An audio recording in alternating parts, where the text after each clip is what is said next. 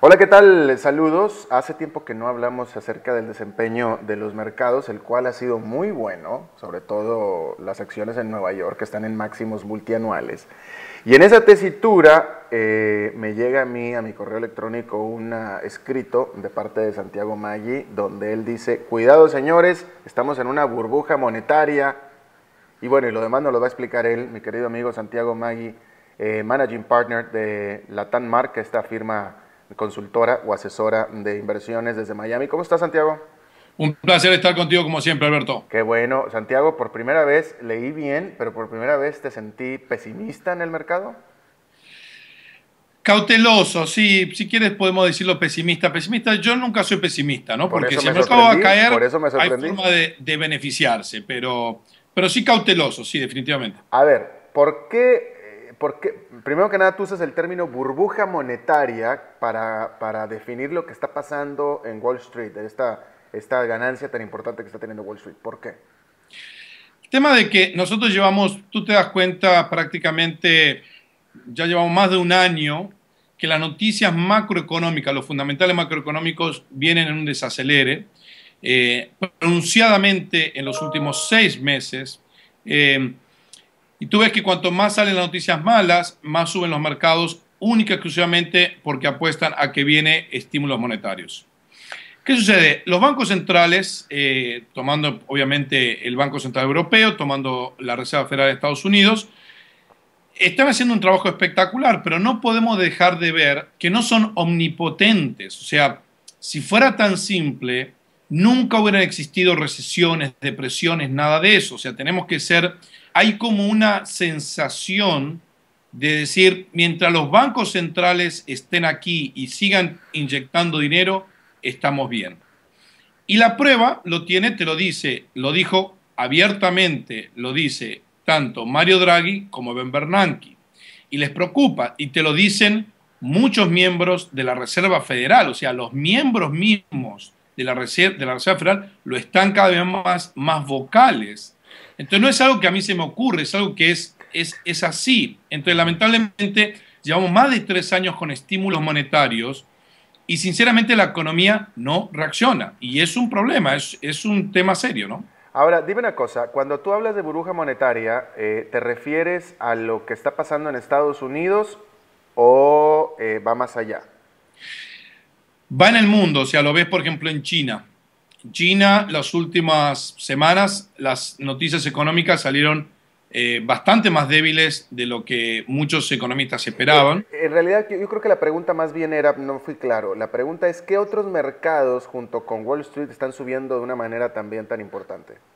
Todo lo que sería, ¿te acuerdas que siempre se categorizó últimamente risk on o risk off? ¿No? O sea, o riesgo está funcionando o sacan riesgo, ¿no es cierto? Ujú. De todos los activos que sean risk on, una palabra que suben junto con la bolsa, el euro, commodities, ese tipo de lo que llaman risk on, básicamente lo ves que están inflados, principalmente la bolsa de Estados Unidos. O sea, es la que más lo sientes, lo que más se ve.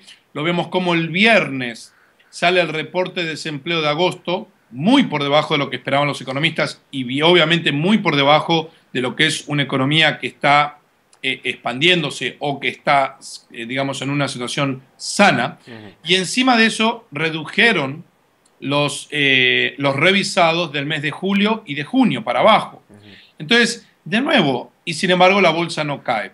¿Por qué no cae cada vez que salen noticias negativas macroeconómicamente? ¿Qué sucede? Lo primero que dicen, ahora sí es confirmado que esta semana que se reúne la Fed, la Reserva Federal, va a tener que hacer el QE3.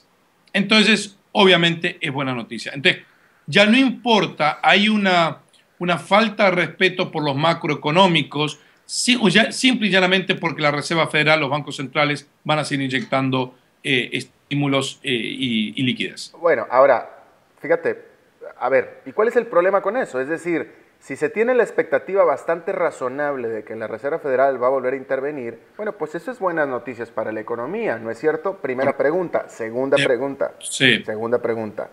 ¿Qué hay, hablando de los fundamentos, qué hay del fundamento de que Estados Unidos es hoy por hoy el mejor refugio para el dinero, Wall Street es el mejor refugio a cualquier otra opción. ¿Qué te parece eso como fundamento?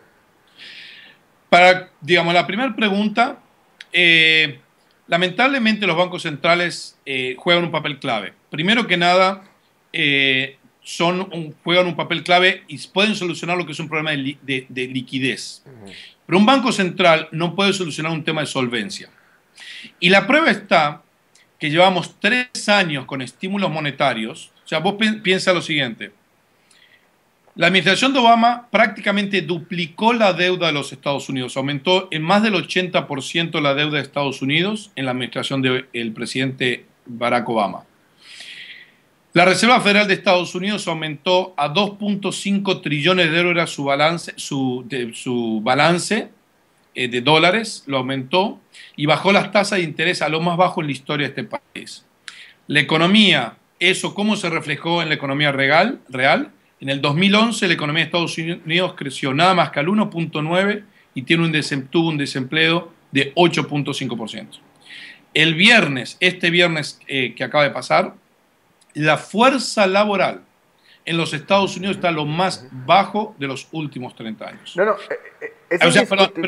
eso lo que te muestra es que lamentablemente los esfuerzos bien hechos además por los bancos centrales no se están reluciendo, trasluciendo, traspasando lamentablemente a que la economía real logre despegar. Y ese es el verdadero problema, no tanto lo que hacen los bancos centrales. Ahora, eso es indiscutible, Santiago, eso es totalmente indiscutible. La pregunta es, y el hecho es, de que con todo y todo, Estados Unidos está mejor que cualquier otro país industrializado del planeta. Entonces, un inversionista dice, bueno, es la menos mala de las opciones.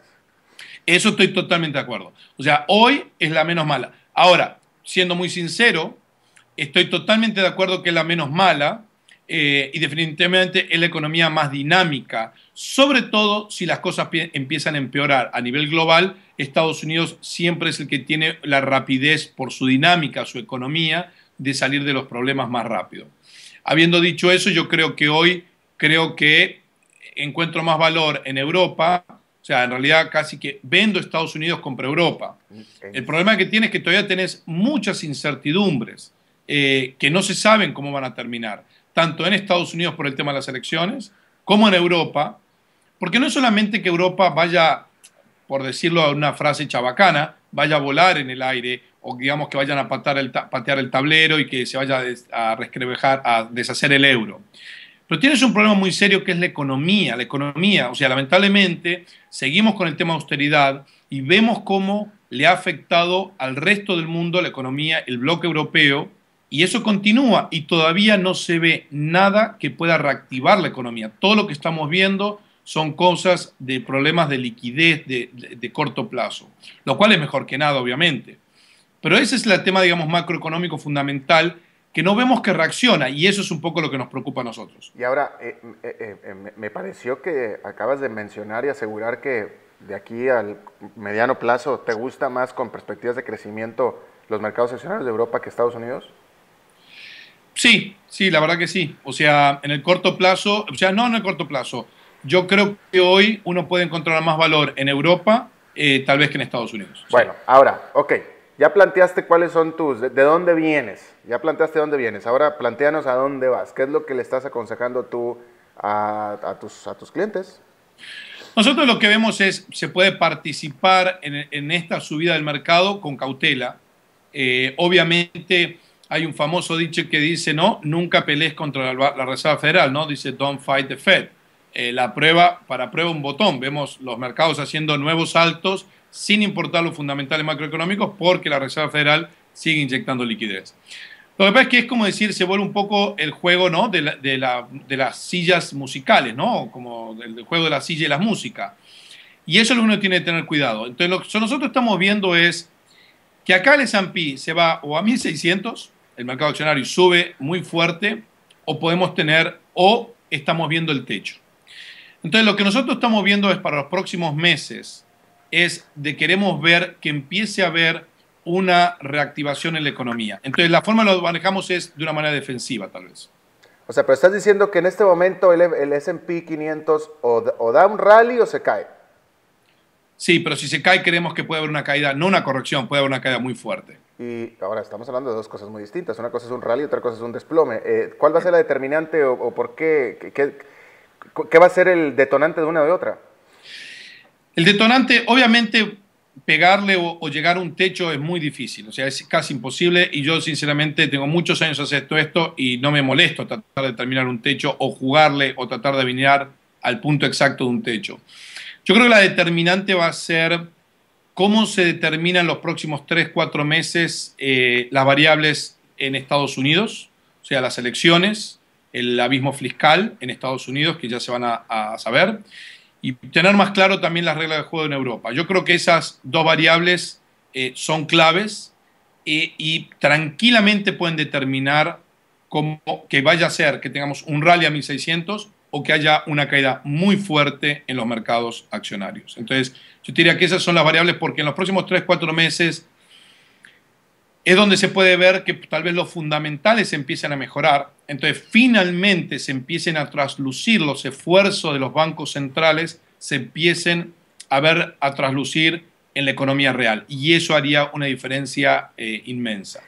Si por lo contrario vemos que no hay una definición y que la economía no logra, en cierta manera, mejorar, y vemos que no hay una resolución y la economía y los mercados empiezan a desacelerar, pues yo creo que hay una alta posibilidad que hayamos visto el techo y hay que tener mucho cuidado para lo que sería el 2013. Comenzaste hablando de las elecciones aquí en Estados Unidos.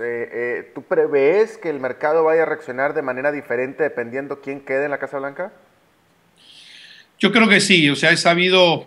A ver, No, háblanos de eso entonces. ¿Qué va a pasar esa, qué pasa si no, queda Romney? ¿Qué pasa si queda Obama? no, eso no. Lo que sí he sabido es que Wall Street es republicano. Entonces, sí hay una sensación de que si ganara Romney debería ser favorable o podría ser favorable para lo que es la bolsa. De hecho, creo que hay un poquito de eso en el reporte del viernes. En una palabra, al salir tan malos los reportes de desempleo, eh, tal vez refuerza o le hace más difícil la tarea al presidente Obama ganar su reelección. Entonces yo diría que si gana Romney, podría ser bien visto por el tema, por la bolsa en general, lo cual sería positivo. Pero están tan cerca y es tan difícil determinar cómo vaya a ser, o sea que tenemos todo octubre y la primera semana de noviembre para saberlo. Pero si ganara Romney, creo que la bolsa lo tomaría positivo. Si ganara Obama, creo que la bolsa lo tomaría negativo. Ah, ok, me contestaste la siguiente, la otra pregunta era acerca de Obama. Bueno, entonces, en pocas palabras, bueno, entonces, de nuevo, concretando, en un minuto, yo soy un cliente tuyo, estoy preocupado, o no estoy preocupado, pero tú eres mi asesor, ¿qué es lo que me vas a recomendar de aquí a 6 meses? Lo que te voy a recomendar es, a partir de ahora, es empezar a jugar de una forma defensiva, donde uno empieza a participar en los sectores defensivos, o sea, estás comprado largo en sectores defensivos, que es lo que nosotros nos especializamos, y sí ¿Comprar tener, largo significa para largo plazo? invertir, digamos, comprar, donde tú ¿Comprar compras, para largo plazo o no? correcto, a largo plazo. ¿Y qué es un Los, sector defensivo? los sectores defensivos, por ejemplo, es consumo masivo, de seguro, el sector de salud, sector de servicios públicos. Esos son los sectores que nosotros favorecemos para comprar y favorecemos al mismo tiempo vender, digamos, o vender en descubierto ciertos sectores cíclicos, como ser los industriales, los materiales y el servicio, la parte, por ejemplo, de transporte. ¿De aquí a cuánto tiempo? ¿6 meses? Por lo menos se va monitoreando, pero digamos para los 6 meses, siendo conscientes que en el corto plazo la bolsa puede continuar subiendo un poquito más, pero sí creemos que la bolsa se está adelantando a los fundamentales. Entonces, en el corto plazo sabemos que puede no funcionar, pero creemos que es tener paciencia y estar posicionado a mediano y largo plazo. ¿Qué tal te gustan las voces latinoamericanas?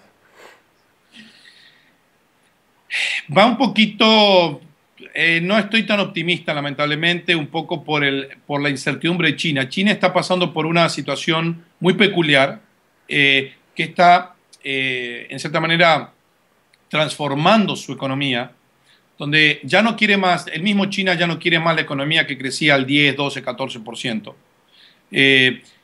Y ese transforme puede tener efectos, como lo estamos viendo en la parte de commodities, importantes. Vemos cómo la economía de China está creciendo, lleva 6 trimestres consecutivos que su PIB crece menos. Y muchos esperan de que haya un incentivo o estímulos bien agresivos por parte de China. Yo creo que no están así por dos motivos. Una, China tiene un tema de inflación que sigue, que no es tan baja y le preocupa. Y segundo, cuando hizo su estímulo tan agresivo en el 2008, tuvo efectos secundarios que fueron negativos, mucha inflación y burbujas, sobre todo en lo que fue bienes raíces. Y a su vez, ellos hoy quieren transformar, aprovechar todo esto y ver si logran hacer la transformación que querían hacer.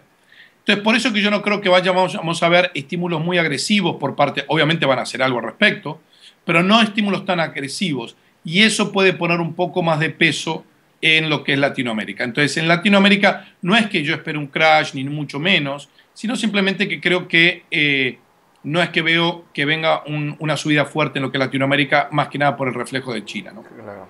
Bueno, Santiago Maggi, Managing Partner de Latam Mark desde Miami, experto asesor en portafolios y buen amigo. Te agradezco muchísimo tu buena disposición a charlar con nosotros, Santiago. Gracias a ti, Alberto. Siempre un placer. Dentro de 3 meses te voy a poner, antes de eso te voy a poner contra tus propios dichos, como siempre, ¿ok? Me parece muy bien. Gracias, hasta luego. Hasta luego, un abrazo.